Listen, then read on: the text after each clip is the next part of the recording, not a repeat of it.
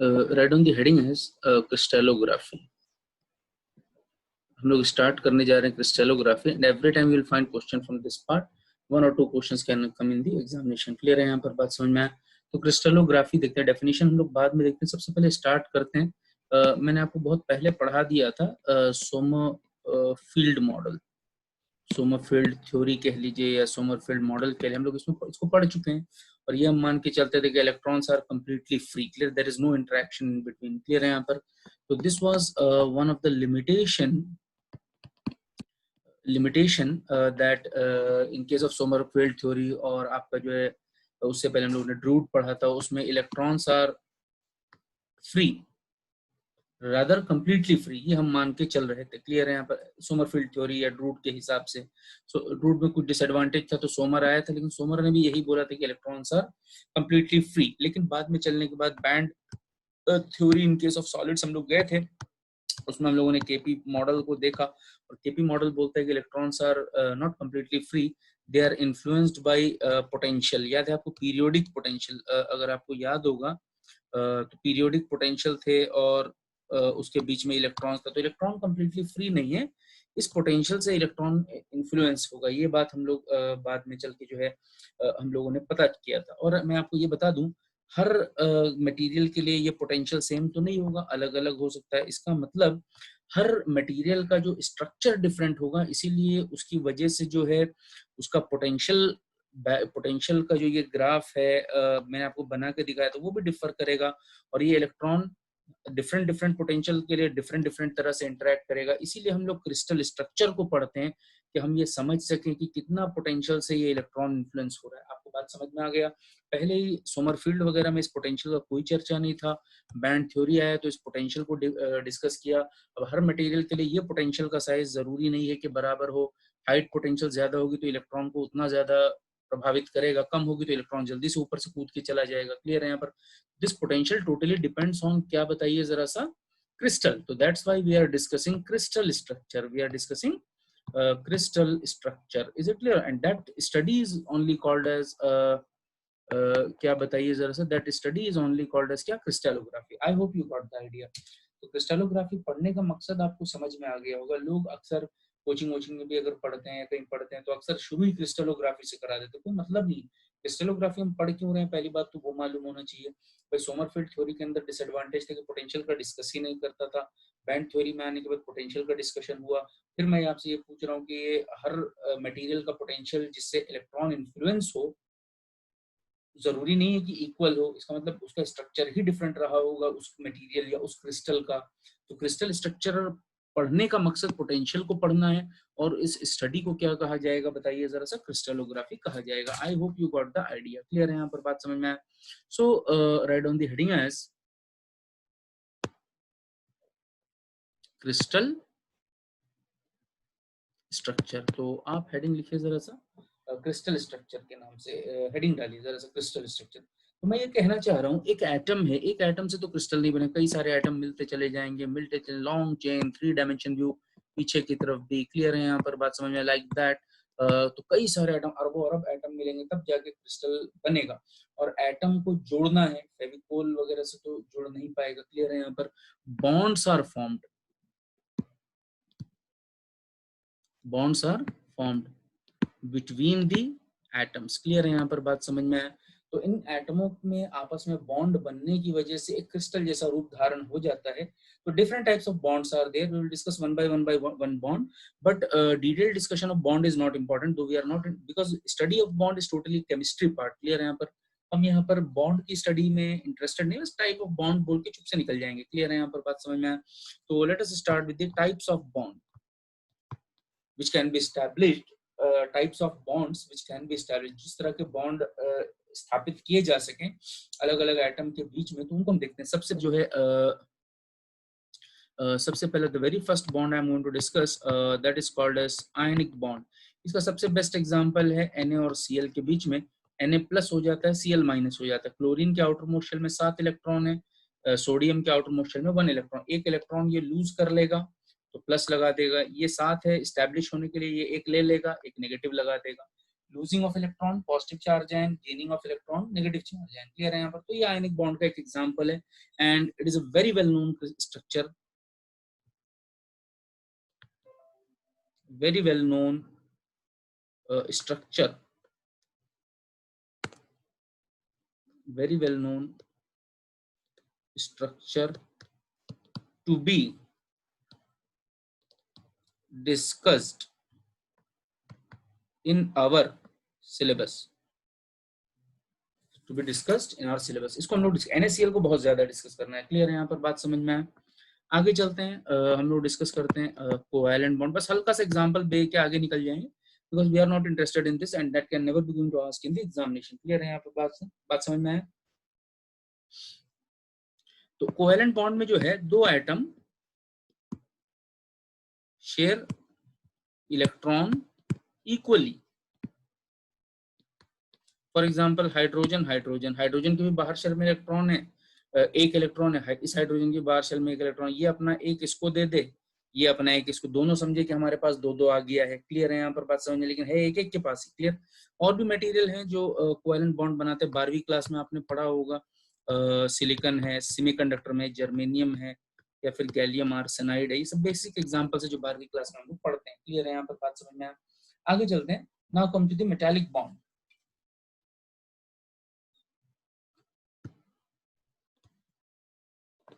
Metallic bond, हम ये मान के चलते हैं मेटल में जो आउटर मोस्ट इलेक्ट्रॉन्स है, we are discussing only about outer most electrons, are free, rather free, completely free. Completely free को या फ्री को हम लोग बोल देते हैं डीलोकलाइज्ड। क्या बोलेंगे? डीलोकलाइज्ड का मतलब एक लोकल एरिया में नहीं है, वो फ्री है, किधर किधर भी घूमते रहे। क्लियर है यहाँ पर? बात समझ में आए? इनका घूमना ही, ध्यान से सुनिए जरा, इनका घूमना ही इनको आयन से बांधे रखता है। क्लियर है यहाँ पर? बात समझ में? इनका घूमना ही इनको आयन से चिपकाए रखता है। चिपकाने का मतलब ग्लू की तरह, एक फेविकोल की तरह काम करता है।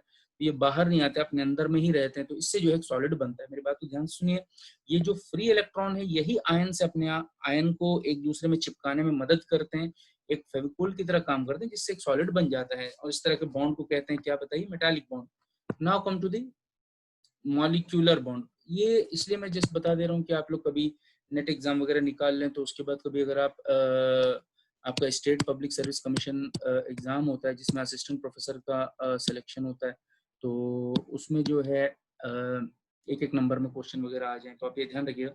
अच्छा देखिए, मॉलिक्यूलर बॉन्ड, मॉलिक्यूलर बॉन्ड ऐसे मटेरियल में होता है जिन मटेरियल में क्या एग्जिस्ट करते हैं?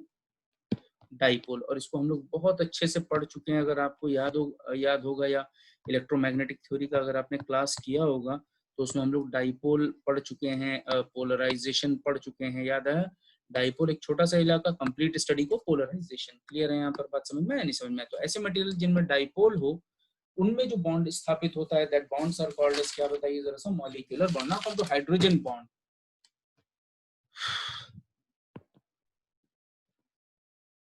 हाइड्रोजन बॉन्ड, तो हाइड्रोजन बॉन्ड ये ऑक्सीजन है, ये आपका H है, H है, तो हाइड्रोजन जो अपना बॉन्ड बना रहा है किससे?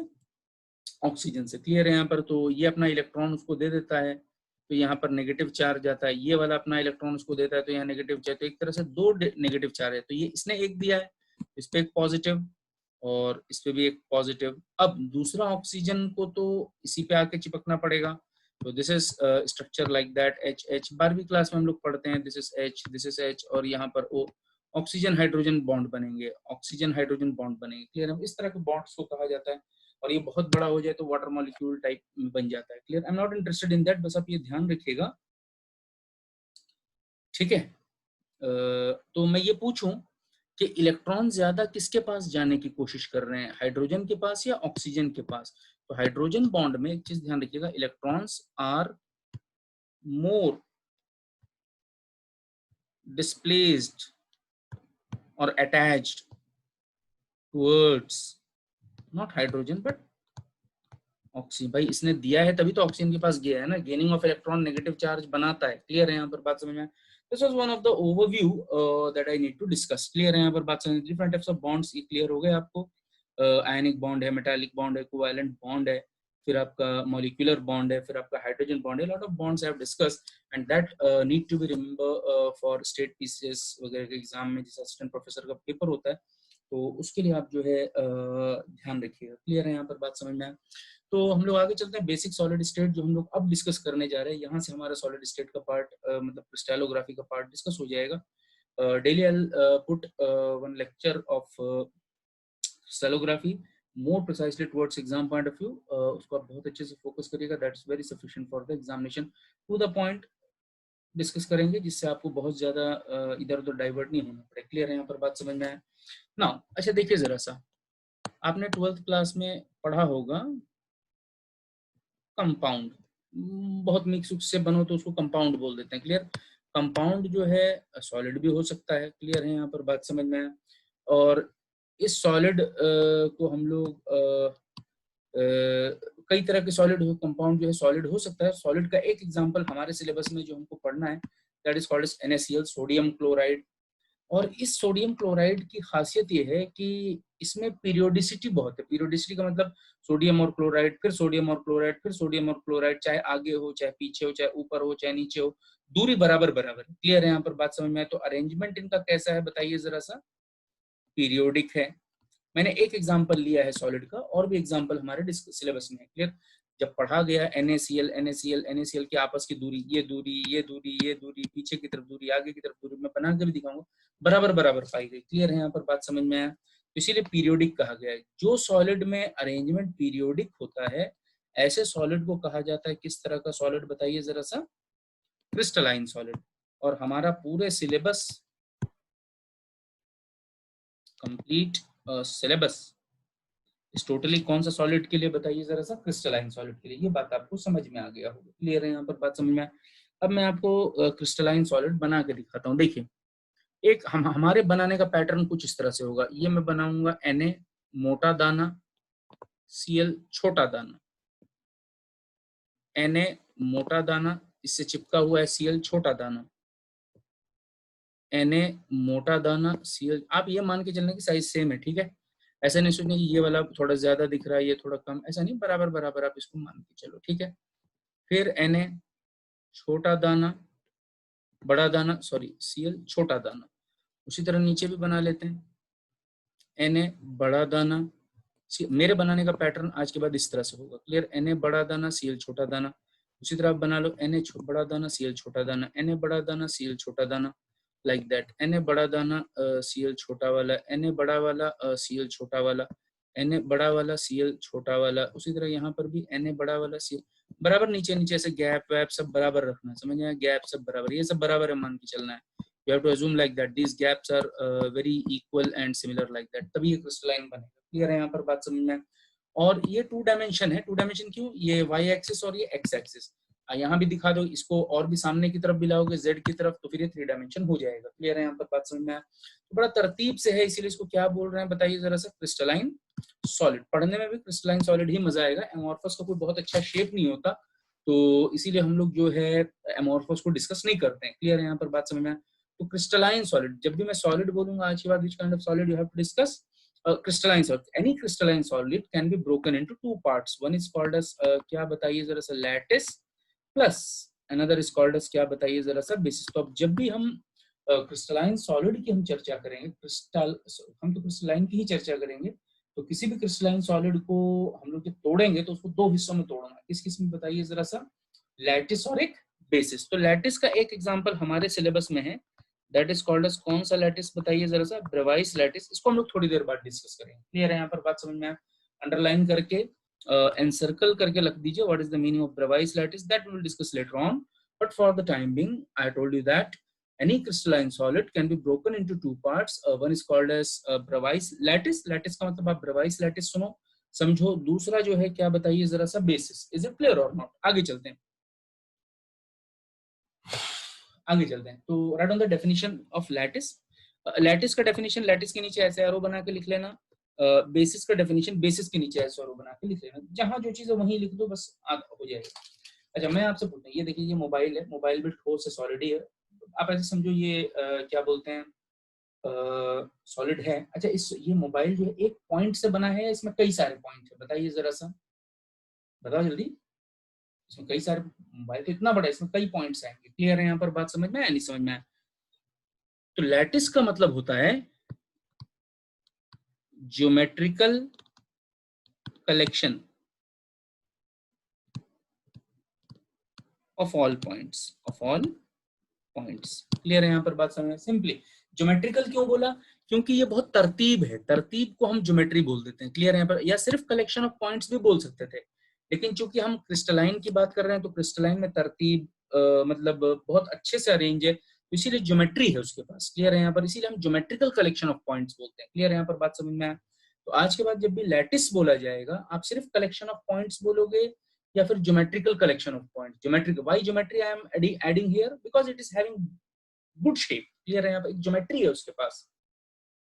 बात समझ में? आपके नाक का अच्छा शेप है, आंख का अच्छा शेप है, तो एक ज्योमेट्री है आपके पास। क्लियर है यहाँ पर? तो उसी तरह क्रिस्टलाइन सॉलिड के पास भी ज्योमेट्री है, इसलिए ज्योमेट्रिकल कलेक्शन ऑफ पॉइंट्स बोलते हैं। क्लियर है यहाँ पर? That is the meaning of lattice. Is it clear? आगे चलते हैं। बेसिस, अच्छा एक पॉइंट तो नहीं है, कई पॉइंट है। एक पॉइंट पे कितने एटम होंगे? क्लियर है यहाँ पर? बात समझ में आया? That is called as basis. Group of atoms at each point is called as, क्या बताइए sir? This is what the local definition what I given you for a crystalline solid. So it means I can call a crystalline good solid or geometrical arranged solid into two parts. Any solid can be broken into two parts. One is called as lattice, another is called as basis. Lattice, once if I discuss, you have to remember it is a Bravais lattice because our syllabus is based on Bravais lattice. What is the meaning of lattice? Not only points, simply geometrical collection of points. Why geometrical? Because it is having a good shape. Clear है यहाँ पर? अच्छा एक point पे कितने group of atom जमा होंगे? That is called as basis. I hope you got the idea. So after this I'm going to start with the in-depth topic of crystallography. Is it clear?